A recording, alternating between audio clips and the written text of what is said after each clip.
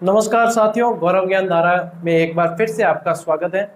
आज मैं लेकर आया हूं आपके लिए चित्रकला का अगला पार्ट। इससे पहले जिन्होंने चित्रकला नहीं देखी है, जिन्होंने चित्रकला की क्लास अटेंड नहीं की थी, वो पहले चैनल की लिस्ट में जाकर राजस्थान की संस्कृति प्लेलिस्ट में आप जाकर देख लेना। उसके अंदर मैंने पूरे सारणीबद्ध तरीके से बता दिया आपको सारे, कौन से स्वर्ण काल है, कौन से पशु है, पक्षी है, किन के चित्र कैसे मिले। उस सारणी में तो लगभग 50 से 60% कवर हो गया। उसके बाद में एक जो टॉपिक डाला था उसमें सारे चित्रकारों की ट्रिक बता दी थी सारी। इसीलिए मैंने कहा है आप कहीं से भी पढ़े, चाहे किसी भी गुरुजी से पढ़े जो अच्छा पढ़ाते हैं, आपको विस्तृत आप पढ़ सकते हैं, लेकिन उसी टॉपिक को एक बार यहाँ पर जरूर देख लेना, क्योंकि यहाँ मैं आपको वो ट्रिक दूंगा जो उस टॉपिक को आपको कंठस्थ करा देगी और आपका कंफ्यूजन जो है वहां पे एग्जाम हॉल में दूर कर देगी। तो उसी का अगला पार्ट आज मैं लेकर आया हूं और आज अपन चलेंगे चित्रकला के अगले पार्ट में। और आज जो अपन पढ़ने जा रहे हैं वो हम मारवाड़ स्कूल के अंदर आने वाली सभी चित्रकलाओं को, ये स्कूल और मैंने सारी बता दी थी, 4 स्कूलों में बांटा गया है, सब कुछ बता दिया था। ये टॉपिक आपके लिए तब तक अधूरा है जब तक आप वो नहीं देख लेते। मैं आई बटन में दे दूंगा, डिस्क्रिप्शन में भी उनके लिंक दे दूंगा, एक बार विजिट करके उन्हें देख लेना। तो मारवाड़ स्कूल के अंदर अपन सबसे पहले चलते हैं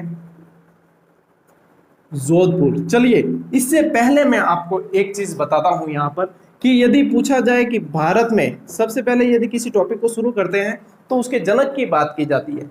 तो भारत में चित्रकला के जनक यदि पूछे जाए आपको, चित्रकला के जनक यदि पूछे जाए तो याद रखना नाम रवि वर्मा का।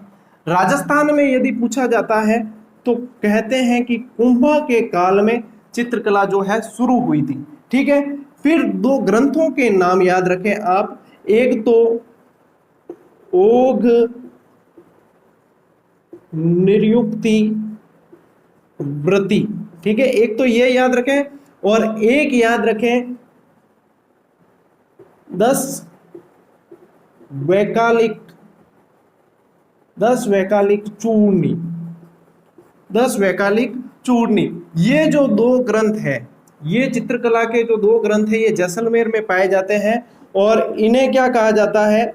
इन्हें कहा जाता है भारतीय कला के दीप स्तंभ। नोट्स बना लेना, ये सारी चीजें जो मैं आपको बता रहा हूं वे पॉइंट टू पॉइंट है और यहां से एकदम ऐसे ही प्रश्न वहां पर बनते हैं और आपको मिलेंगे। चलिए, ये 2 ग्रंथ जब आपने याद रखे हैं तो फिर 2 ग्रंथ और याद रखें। कहते हैं कि राजस्थान में चित्रकला के जो ग्रंथ है, मेवाड़ के अंदर के 2 ग्रंथ आपको याद रखने हैं। ये मैंने पहले भी बताया, एक बार वापस बता रहा हूं क्योंकि ये मोस्ट इंपॉर्टेंट है।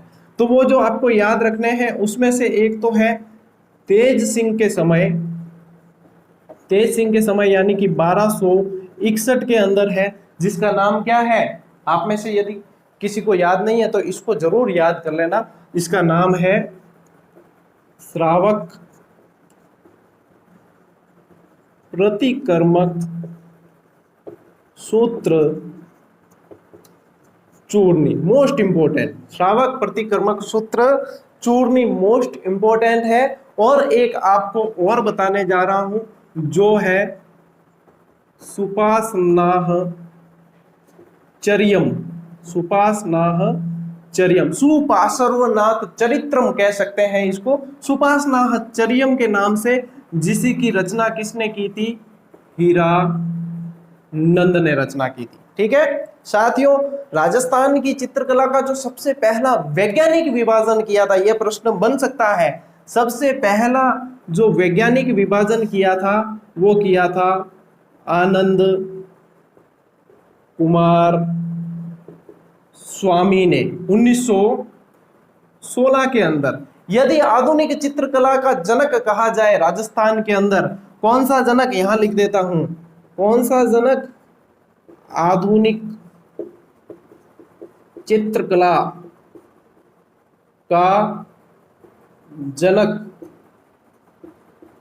कुंदन लाल मिस्त्री, कुंदन लाल मिस्त्री। देखिए कितने प्रश्न हैं आपके सामने बोर्ड पर, आप इन्हें वीडियो को पॉज करके रोक सकते हैं, वीडियो की जो है स्पीड धीमे करके लिख सकते हैं, नोट कर लेना। ये सारी बुक्स का निचोड़ है और ये रीड के बेस पर मैं पढ़ा रहा हूँ। इससे ज्यादा डीप बहुत जा सकते हैं लेकिन नहीं जा रहा हूँ, इससे ऊपर ऊपर बहुत चल सकते हैं लेकिन नहीं चल रहे हैं, अपन पकड़ के चल रहे हैं उस टॉपिक को। और अब मैं आगे आपको मारवाड़ स्कूल की तरफ लेके चलता हूँ और उसे कैसे याद रखा जाए अच्छे से, उसमें से क्या क्या प्रश्न बनते हैं वो सारी चीजें मैं बताने जा रहा हूँ आपको। वीडियो को जो है, ये क्लास को जो है शेयर करने में बिल्कुल भी कंजूसी नहीं करें, क्योंकि मैं आप सब पर बहुत ज्यादा विश्वास करता हूं कि आप शेयर जरूर करेंगे और आप लोगों के द्वारा दिया गया हौसला ही है जिसकी वजह से मैं निरंतर क्लासेस लेकर आ रहा हूं। आज आपने देखा भी होगा कि आप लोगों की समस्या को ही मैंने उठाने के लिए जो है आलेख लिखा है, बेरोजगारों के लिए सरकार की कमियों को उजागर किया है। नहीं तो मैं खुद सरकारी नौकरी में लगा हुआ हूं, तो आप लोगों की यदि परवाह नहीं होती तो मैं वो आलेख क्यों लिखता। और यही जो मेरा आप सभी का जो प्रेम मेरे प्रति है वो मुझे कहीं ना कहीं प्रेरित करता है कि मुझे आप सभी के लिए यह करना चाहिए। कल और कुछ अखबारों में यह आलेख आने की उम्मीद है, देखते हैं और किस किस में आता है। मैं निरंतर आपके साथ में ऐसे ही बना रहूंगा, आप भी मेरे साथ बने रहे और शेयर करते रहे। चलिए चलते हैं मारवाड़, जोधपुर की तरफ चलते हैं। देखो जोधपुर में जो कहते हैं कि चित्रकला की शुरुआत कहां से हुई, तो एक तो क्या याद रखना है, बहुत ही अच्छे से अपन याद करेंगे, ठीक है ना, क्लास में याद होता जाएगा। बहुत बढ़िया बढ़िया आपको आज मैं चीजें देने आया हूं। शुरुआत जो हुई वो मालदेव के समय हुई। कब हुई? राव मालदेव, वही जो पितृहंता शासक कहलाता है। पितृहंता तो बेचारे पर कलंक लग गया, एक दुर्घटना सी हो गई, इसका कहा जाता है कि कोई हाथ नहीं था। ये इतिहास में मैं आपको बताऊंगा इसकी विस्तृत जानकारी। तो मालदेव के समय में कहा जाता है कि यह शुरुआत हुई। अब इसमें कहा जाता है एक ग्रंथ, इसको जरूर याद रखना, जो 1500 ईस्वी में है, उत्तराध्यायन सूत्र और चौके लाव के महल के भित्ति चित्र दोनों ही मालदेव के समय के कहे जाते हैं।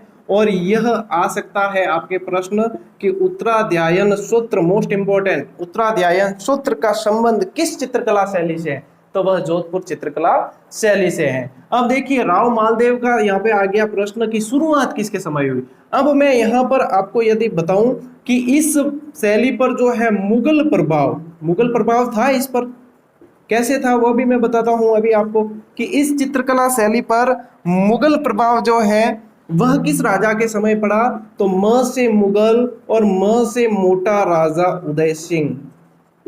मेरी क्लासेस जब आप पढ़ेंगे तो आपको वर्णमाला अच्छी तरीके से याद होनी चाहिए कि वर्णमाला अ आ इ ई उ ऊ ए ऐ ओ औ अंग, ये सारी चीजें आप याद होगी। मैं ज्यादातर ट्रिकें आपको उस नाम में ही दे दूंगा और आपके कंफ्यूजन हमेशा के लिए दूर हो जाएंगे। तो म से मुगल प्रभाव और म से मोटा राजा उदय सिंह के समय मुगल प्रभाव देखने को मिला। अब कैसे सिद्ध होगा कि मुगल प्रभाव देखने को मिला, तो यहाँ पर जो है कृष्ण अर्जुन के चित्र मिले। किसके चित्र मिले? कृष्ण अर्जुन के चित्र। तो आप कहेंगे कि गुरुजी कृष्ण अर्जुन का चित्र मुगल प्रभाव कर साबित हुए, तो मुगल प्रभाव ऐसे साबित होता है कि इन कृष्ण अर्जुन की जो वेशभूषा है वह मुगलों के जैसी है, मुगलों के जैसी है, वेशभूषा मुगलों के जैसी है। बाकी सारी जो है मुगल प्रभाव नहीं था, वेशभूषा मुगलों के जैसी थी। यहां पर एक चित्र मिला है जो है कल्याण रागिनी, मोस्ट इंपोर्टेंट, कल्याण रागिनी का चित्र, जिसमें प्रेमी और प्रेमिका, या कह सकते हैं आप नायक और नायिका, ये दोनों जने जो हैं आलिंगनबद्ध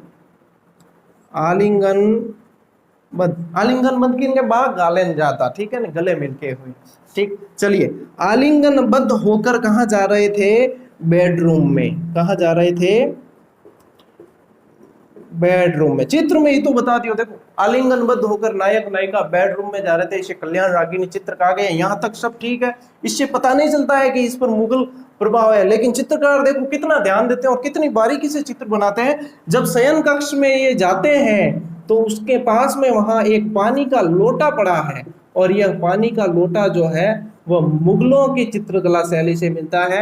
यानी कि मुगलों का जो लोटा था वह चित्रकला शैली ऐसा था। इससे साबित होता है कि इस पर मुगल प्रभाव है। देखो ये चित्रकला है, ये चित्रकला का आनंद है पढ़ने का। मतलब जिस व्यक्ति का पढ़ने में यदि रुचि जाग गई तो वह तो मतलब ये भूल ही जाएगा कि मैं 10 घंटे पढ़ रहा हूँ, 12 घंटे पढ़ रहा हूँ या 15 घंटे पढ़ रहा हूँ। पढ़ने में रुचि होनी चाहिए। गुरु द्रोणाचार्य कहे, मेरे गुरु द्रोणाचार्य कौन है जो मैं देखे लगातार वे सब बता सके कि कौन है। गुरु द्रोणाचार्य ने कहा है कि शिक्षक वह है जो रुचि जगा सके। तो रुचि जागनी चाहिए। तो ये चीजें तो आपके लिए कुछ भी नहीं है। आप तो कहेंगे मुझे और लाओ, मुझे और लाओ, कुंभकर्ण बन जाओगे आप पढ़ने के मामले में। कुंभकर्ण को खाने के लिए बहुत सारी चीजें चाहिए थी। वैसे ही आप भी कहेंगे कि अभी इससे मुझे पेट नहीं भरा, इससे मेरा मन नहीं भरा, और लाइए और लाइए और लाइए। अच्छा एक चीज मोस्ट इंपॉर्टेंट, अभी जो अपना सही है कि स्पेलिंग टेलीग्राम की, अभी जो अपना टेलीग्राम ग्रुप चल रहा है वह 120 की रफ्तार से चल रहा है। वहां पर लगभग मैं भी डाल देता हूं 40 से 45 प्रश्न रोज के डाल रहा हूं, बहुत ही स्तरीय प्रश्न आने लायक। मेरे साथी स्टाफ मुन्ना लाल जी बिश्नोई जो बहुत अच्छी रैंक से चयनित हुए रीट के अंदर, और वे भी जो है एसआई की और आरएस की तैयारी कर रहे हैं, तो वे भी निरंतर प्रश्न डाल रहे हैं और इतने स्तरीय प्रश्न कि देखकर मजा आ गया। तो वह प्रश्न जो है, और बाकी जो साथी जुड़े हैं वे भी क्या मतलब पढ़ाई के अंदर इतने मतलब उनका रुचि इतनी अच्छी है कि वह ग्रुप जो है 24 घंटे एक्टिव रहने लग गया है, और इतने बढ़िया डिस्कशन हो रहे हैं कि मुझे विश्वास है कि आने वाले समय में एक दिन के 1000 प्रश्न उस ग्रुप में से डिस्कस हो जाएंगे। और ऐसा डिस्कशन होगा कि वो सारे प्रश्न जो है आपको कहीं ना कहीं हेल्प करेंगे बहुत ज्यादा। सारे मॉडल पेपर, सारी टेस्ट सीरीज उसके आगे फीकी लगने लगेगी। इतना बढ़िया डिस्कशन, मैं भी जितनी कोशिश होगी उसमें हिस्सा लेने की कोशिश करूंगा, आप भी हिस्सा लें। गलत होने का डर तो अंदर रखना ही नहीं है। यहाँ पे जितने गलत होंगे वहां पे उतने सही होंगे, ये सोचकर तैयारी करनी। कई जना डरे मैं उत्तर दे दूं गलत हो जाए, गुरुजी देख ले, कोई भय नहीं, कोई शंका नहीं, कोई शर्म नहीं। आप तो बस उत्तर दीजिए, उत्तर देंगे सही उत्तर पता चलेगा। और बिना ऑप्शन के भी वहां पे डिस्कशन चल रहा है, ऑप्शन के साथ में भी डिस्कशन चल रहा है। जो ये कहेंगे अब ये देखने के बाद, गुरुजी टेलीग्राम का लिंक हर वीडियो के डिस्क्रिप्शन में टेलीग्राम का लिंक दे रखा है। गौरव ज्ञान धारा के नाम से ही टेलीग्राम चैनल बना हुआ है। और कई जने कहते हैं कि टेलीग्राम ग्रुप में ज्वाइन नहीं हो रहे, तो रोज के जो है 10, 15, 20, 25 लोग जुड़ते हैं। यदि आप ज्वाइन नहीं करते तो आप टेलीग्राम को अपडेट करिए, अपडेट करने के बाद फिर से ट्राई करिए, आप ज्वाइन होंगे। अच्छे नेटवर्क में जाके तैयार करिए, ट्राई करिए, आप ज्वाइन उसमें हो जाएंगे। चलिए दूसरी बातों के अलावा अपन आप वापस चलते हैं इसकी तरफ। तो अब ये आ गया कि मुगलों का प्रभाव जो है मोटा राजा उदय सिंह के समय पड़ा था, कल्याण रागिनी। और ये याद रखें यहां पर जो है, यहां पर यानी कि अपने जोधपुर चित्र शैली में लव स्टोरी पर आधारित चित्र, यानी कि प्रेम कथाएं, प्रेम कथाएं, लव स्टोरी, ये आलिंगनबद्ध हो जाए, लव स्टोरी तो है, ठीक है ना। तो प्रेम कथाओं पर आधारित चित्र कैसे पता चलते हैं, तो डोला मारू के चित्र, डोला मारू एक दंपति है ऊंट पर बैठी हुई, डोला मारू के चित्र, सोहनी महिवाल के चित्र, सोहनी महिवाल के चित्र, केशव महिराम के चित्र, केशव महिराम, ये 3 जोड़ियां याद रखना। अगर डोला मारू तो देखो सबको याद होता है, सोहनी महिवाल, और ये अगर याद नहीं होता तो इसकी ट्रिक ऐसे याद रख लेना आप, सोमवार को नहीं तो सोमवाल कह दो, सोमवाल और कैमरा, सोमवाल और कैमरा, तो कैमरा, ठीक है। सोमवाल, सोमवाल, सोमवाल, कैमरा, तो ऐसे याद हो जाएगा आपको। ये आ गई आपकी ट्रिक निकलकर, सोमवाल और कैमरा, सोहनी महिवाल के चित्र, केशव महिराम के चित्र, डोला मारू के चित्र। और कौन कौन से चित्र मिले हैं यहाँ पर, तो आप देखो चित्रकार जो होता है वहां जैसी चीजें देखता है वैसे ही वो चित्र बनाने की कोशिश करता है। आप कुत्ते को देखेगा तो कुत्ता बनाएगा, हिरण को देखेगा तो हिरण बनाएगा, पेड़ पौधे अगर ज्यादा नहीं होंगे तो वो रेगिस्तान में रहेगा, रेगिस्तान बनाएगा। तो यहाँ पर भी यही चीज है। एक बार थोड़ा सा मैं यहाँ पे मिटा देता हूँ ताकि आपको एक साथ में लिखवा दूं यहाँ पे। तो प्रेम कथाएं, लव स्टोरी तो आपको पता चल गया है कि यहाँ पर है। और कौन कौन से चित्र मिले हैं, तो और कैसे चित्र मिले हैं, एक तो रेगिस्तान, ठीक है, डेजर्ट इलाका है। एक मिले हैं कुत्ते को देखेगा तो कुत्ते के चित्र बनाएगा, झाड़ियों के चित्र, झाड़ियों के चित्र, बड़े बड़े घने पेड़ पौधों के नहीं, झाड़ियों के चित्र मिले हैं। चिंकारा के चित्र, ऊंट, घोड़ा और आम का पेड़, ठीक है ना। और ये सारी चीजें मैं उसमें भी आपको लिखवा चुका हूं। एक लिखे आप उजली जेठवा, उजली जेठवा के चित्र। तो ये सारे चित्र जो है यहाँ पर जोधपुर के अंदर मिले हैं। अब देखो जोधपुर के अंदर भी है ना, यहाँ पर ये हो गए आपके, यहाँ तक आ गया। अब इसके अंदर एक मानसिंह जो शासक हुए हैं, मानसिंह के समय इस पर नाथ संप्रदाय का प्रभाव पड़ा। नाथ संप्रदाय का प्रभाव मानसिंह के समय पड़ा। माना कि एक्स, यूं कहा नहीं, माना कि एक्स ये है तो वाई क्या होगा, वाई ये तो जेड क्या होगा, फलाना ये है तो ढिकना क्या होगा। तो माना यानी कि मानसिंह और नाथ, माना मानसिंह और नाथ। मैं बता दूं मोटा राजा उदय सिंह और मुगलों का प्रभाव, ठीक है। तो स्वर्णकाल जो है जोधपुर की चित्रशैली का स्वर्णकाल, किसका? जोधपुर की चित्रकला का स्वर्णकाल। तो ज से जोधपुर और ज से जसवंत सिंह, ज से जोधपुर और ज से जसवंत सिंह, यूं याद रखना। कभी कंफ्यूजन तो दिमाग में रखना, कौन भ्रम और कंफ्यूजन पालना ही नहीं चाहिए। रीट की तिथि से संबंधित भी मैंने कल वीडियो बनाकर बता दिया, भ्रम नहीं पाले।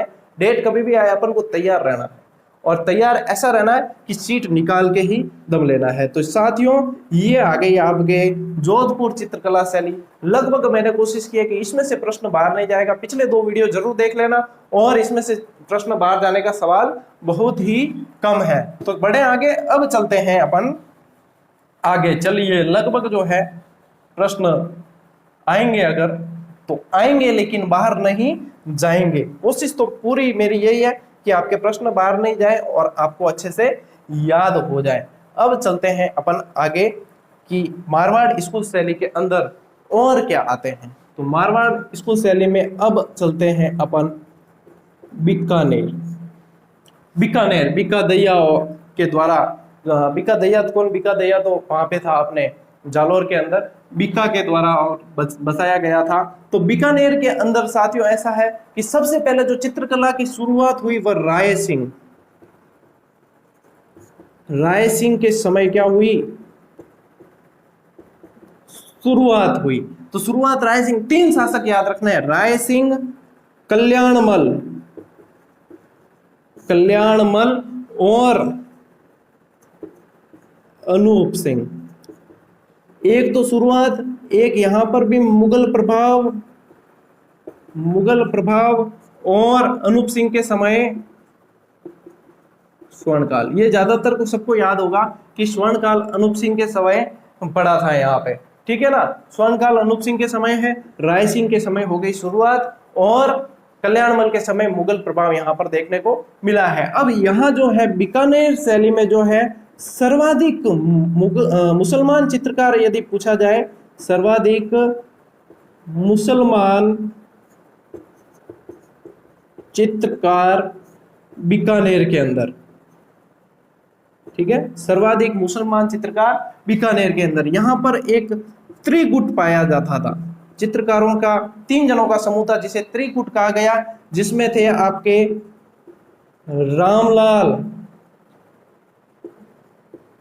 अली रजा और हसन। रामलाल, अली रजा और हसन जो है 3 गुट के त्रिगुट कहा गया। त्रिगुट की राह ऐसे याद रख लेना, त्रिगुट की राह, रामलाल, अली रजा, हसन, रामलाल, अली रजा, हसन, त्रिगुट की राह यहाँ पर दिखी, त्रिगुट की राह दिखी, रामलाल, अली रजा, हसन, ऐसे याद रख लेना। बीकानेर क्यों प्रसिद्ध है? बीकानेर उस्ता कला की खातिर प्रसिद्ध है। उस्ता कला, मुनवत्ती कला,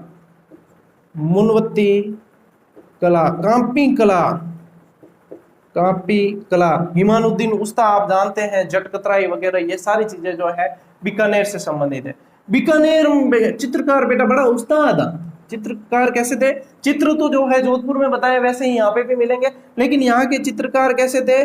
उस्ताद थे, अपने आप को उस्ताद कहते थे। उस्ताद का कैसे पता चलता है? वो अपने क्या करते थे? साइन करते थे। क्या करते थे? साइन करते थे। और नीचे दिनांक भी लिखते थे। बीकानेर, ये प्रश्न बनता है कि कौन से चित्रकार जो है चित्रकला की शैली के चित्रकार अपने हस्ताक्षर करते थे और डेट लिखते थे, तो वह चित्रकार कौन से थे, ये थे बीकानेर वाले जो थे, वो साइन करते थे और डेट लिखते थे। बीकानेर से जो प्रश्न बनते हैं वो यहीं से बनते हैं साथियों। ठीक है, अब चलते हैं अपन अगली चित्रकला की तरफ।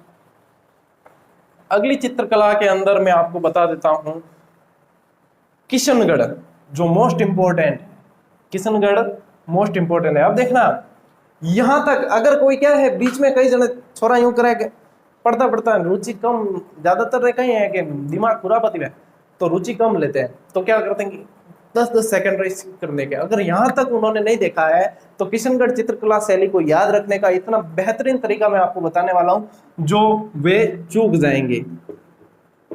किशनगढ़ कैसे याद रखें, गुरु जी ट्रिक बता दो मन, तो मैं यूं क्या याद रखा, बार बार कंफ्यूजन हो जा। तो ट्रिक ऐसी है कि मैंने आपके लिए जो ट्रिक बनाई है वह मैंने बोर्ड पर लिख दी है, यही वह ट्रिक है। कैसे देखना, किशनगढ़ चित्रकला शैली को कागजी चित्रकला शैली भी कहा जाता है, कागजी शैली भी कहा जाता है क्योंकि कागज का सबसे ज्यादा प्रयोग हुआ है कागज पर। ठीक है, सावंत दास, ठीक है, सावंत दास कह सको, सावंत सिंह कह सको। सावंत दास का जो संबंध है वह किशनगढ़ चित्रकला शैली से है। सावंत सिंह है फिर नागरी दास हो जाएगा, सावंत सिंह, फिर न से नागरी दास, नागरी दास ऐसा वल्लभ संप्रदाय इन्होंने ग्रंथ कर दिया सावंत सिंह ने, और सावंत सिंह फिर चले गए नाथद्वारा में, वृंदावन में रहने लगे और नागरी दास नाम इन्होंने ग्रहण कर लिया। यहां न से ही एक और लेना है आपको, क्या, मोरध्वज निहाल चंद, मोरध्वज निहाल चंद, न से दो आ गए, नागरीदास मोरध्वज निहाल चंद। तो ग से एक महिला थी, जो कौन थी, गुर्जरी महिला, गुर्जरी महिला। हाँ, गुर्जरी महिला कौन थी, मैंने आपको कहा वर्णमाला याद होनी चाहिए। जब मेरी क्लास देखते हैं आप तो ट ठ ड ढ, ट की लाइन में आवे कौन, ट ठ ड ढ।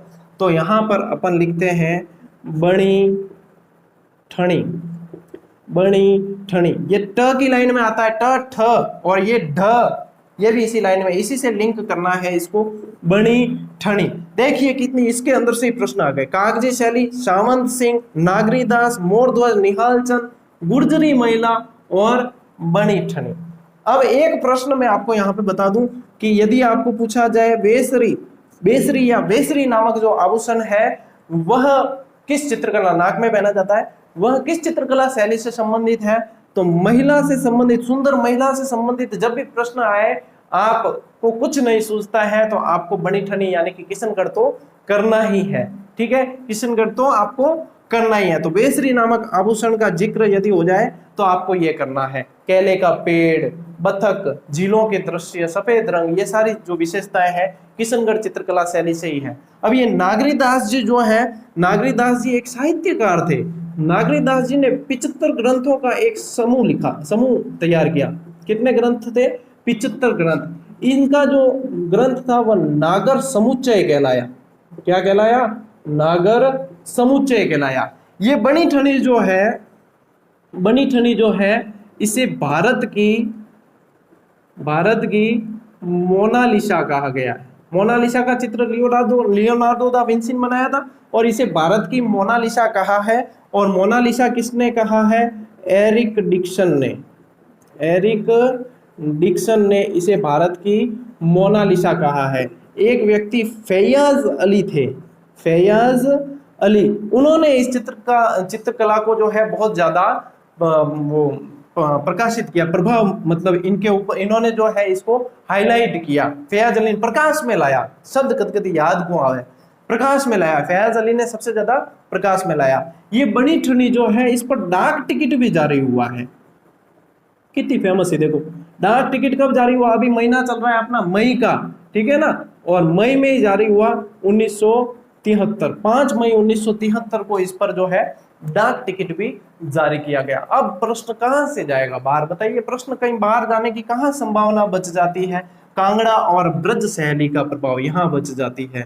कांगड़ा और ब्रज शैली का प्रभाव इस चित्रकला शैली पर, यह प्रभाव पूछे जाते हैं। कांगड़ा और ब्रज शैली का प्रभाव इस चित्रकला शैली पर पड़ा है। देखिए इतनी सारी, एक तो किशनगढ़, यही ट्रिक आ गई आपकी। और ये देखेंगे तो इसके बाद में आपकी चित्रकला जो भारी टॉपिक माना जाता है, कठिन कहा जाता है, लेकिन कठिन है नहीं, उसे पढ़ने का सही तरीका आना चाहिए, तो टॉपिक कठिन नहीं है। ये आ गई आपके किशनगढ़ चित्रकला शैली। चलिए, ये सारी मारवाड़ के अंदर आती है, तो ये आपको इस तरीके से याद रखनी है। चलिए, डिटेल ज्यादा डीप नहीं जा रहा हूं, इससे ज्यादा डीप जा सकते हैं वो कि किशनगढ़ को कब बसाया गया, मोरध्वज निहाल चंद के जो है, इससे पहले मोरध्वज मूलराज से चले आए थे, फिर किशनगढ़ जो है कैसे बसा, बहुत सारी जो बारीकियां हैं वो नहीं यहाँ पर करेंगे, क्योंकि फिर वो तो आरएस के लेवल की क्लास हो जाएगी। ठीक है, तो अब अपन चलते हैं, दो चीजें इसमें और बाकी रही। एक तो जैसलमेर, ज्यादा बड़ी नहीं है। जैसलमेर में आपको याद रखना है, मूलराज द्वितीय के समय में स्वर्ण काल था। स्वर्ण काल, मूलराज द्वितीय के समय में स्वर्ण काल था। एक मूमल को याद रखना है, यहाँ पे मूमल दे जो थी राजकुमारी, इस पर बहुत ज्यादा चित्र बने। आज भी मिस मूमल प्रतियोगिता जैसलमेर के अंदर आयोजित की जाती है। और जो मोस्ट इंपॉर्टेंट प्रश्न है इसमें, मोस्ट इंपॉर्टेंट, इस पर कोई भी बाहरी प्रभाव नहीं पड़ा, इस पर कोई भी बाहरी प्रभाव नहीं पड़ा। मोस्ट इंपॉर्टेंट प्रश्न, ठीक है, जैसलमेर में यहीं से प्रश्न बनता है। एक चित्रकला शैली रहती है नागौर, इसमें कोई प्रश्न नहीं बनेगा, इसमें सिर्फ ये प्रश्न बनेगा कि यहाँ पर बुझे हुए रंगों का प्रयोग किया गया, बुझे हुए रंगों का प्रयोग किया गया। ये नागौर चित्रकला शैली, ये जैसलमेर, और ये पूरा का पूरा मारवाड़ स्कूल साथियों अपना पूरा हुआ। अब अपन अगली क्लास जो पढ़ेंगे उसके अंदर अगला स्कूल लेंगे, मेवाड़ स्कूल ले लेंगे। ठीक है, एक साथ में सारी चीज में एक साथ में नहीं डाल रहा हूं, क्योंकि आधे आधे घंटे की होगी तो आपका समय भी ज्यादा व्यर्थ नहीं होगा, और टुकड़ों में पढ़ना ज्यादा सार्थक सिद्ध होता है। अपन बच्चे को स्पेलिंग याद कराते हैं एरोप्लेन की, तो AEROPLANE यूं याद करावा, ऐसे याद कराते तो टुकड़े टुकड़ों में क्या है कि वो सीख जाता है। यही जो विधि है अपने ऊपर भी लागू होती है, तो अपन भी क्या टुकड़े टुकड़ों में चलेंगे, कोई दिक्कत नहीं, मैं आपका कोर्स कंप्लीट करवा दूंगा। साइकोलॉजी स्टार्ट करने वाला हूँ बहुत जल्दी, सारी की सारी ट्रिक से करवा दूंगा साइकोलॉजी। अब जो पार्ट आने वाला है वो बहुत इंपॉर्टेंट है। क्लास को शेयर करते हैं ना, देखें ज्यादा। आप क्या है कि क्लासेस जो रेगुलर आती है उनको तो देखते हैं कम, और दूसरे वीडियो देखते हैं ज्यादा, जबकि क्लासेस ज्यादा देखनी चाहिए, दूसरे तो कम देखोगे तो भी चलेगा। और इनको शेयर ज्यादा से ज्यादा करें। मोस्ट इंपॉर्टेंट है, ट्रिक्स क्या है बहुत कम बताते हैं लोग, अपने अंदर ही रखते हैं, होशियार हो जाए, इनकम बतानी थोड़ी, इतनी नहीं बतानी।